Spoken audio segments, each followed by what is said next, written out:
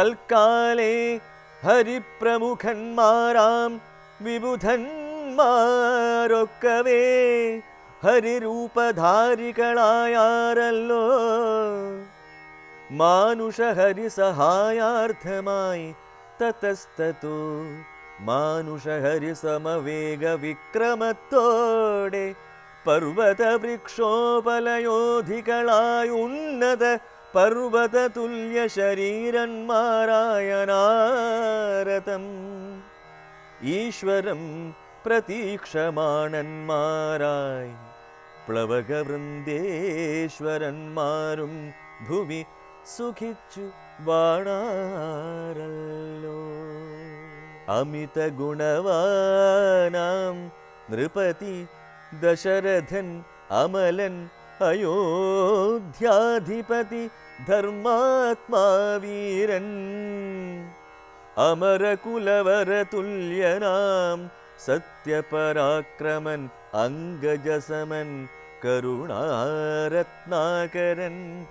കൗസല്യാ ദേവിയോടും ഭർതൃശുശ്രൂഷക്കേറ്റം കൗശല്യമേറിയിടും കൈകേയിയും സുമിത്രയും ഭാര്യമാരിവരോടും ചേർന്നു മന്ത്രികളുമായി കാര്യങ്ങൾ വിചാരിച്ചു ഭൂതലമെല്ലാം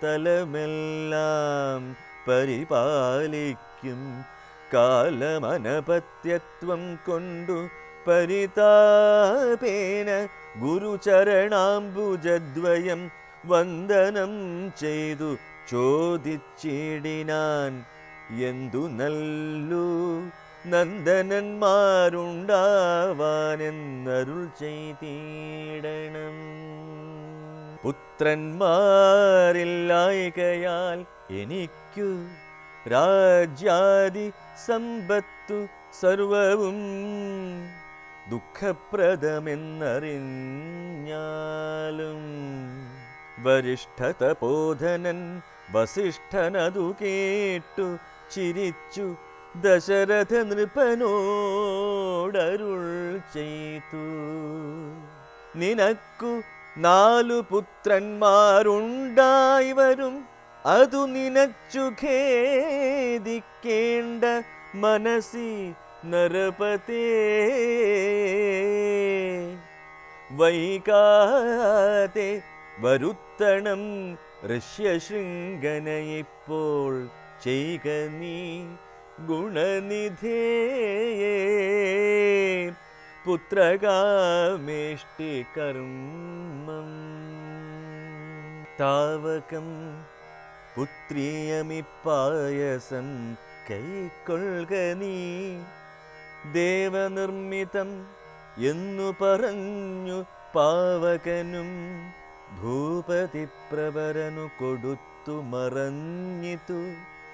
താപസാജ്ഞയാ പരിഗ്രഹിച്ചു നൃപതിയും ദക്ഷിണ ചെയ്തു നമസ്കരിച്ചു ഭക്തിപൂർവം. ദക്ഷനാം ദശരഥൻ തൽക്ഷണം പ്രീതിയോടെ കൗസല്യാദേവിക്കർത്ഥം കൊടുത്തു നൃപവരൻ. ശൈഥില്യാത്മനാ പാതി നൽകിനാൻ കൈകേയിക്കും. അന്നേരം സുമിത്രയ്ക്കു കൗസല്യാദേവി താനും തന്നുടെ പാതി കൊടുത്തിടിനാൻ മടിയാതെ. എന്നതു കണ്ടു പാതി കൊടുത്തു കൈകേയിയും. മന്നവനതു കണ്ടു സന്തോഷം പൂണ്ടാനേറ്റം.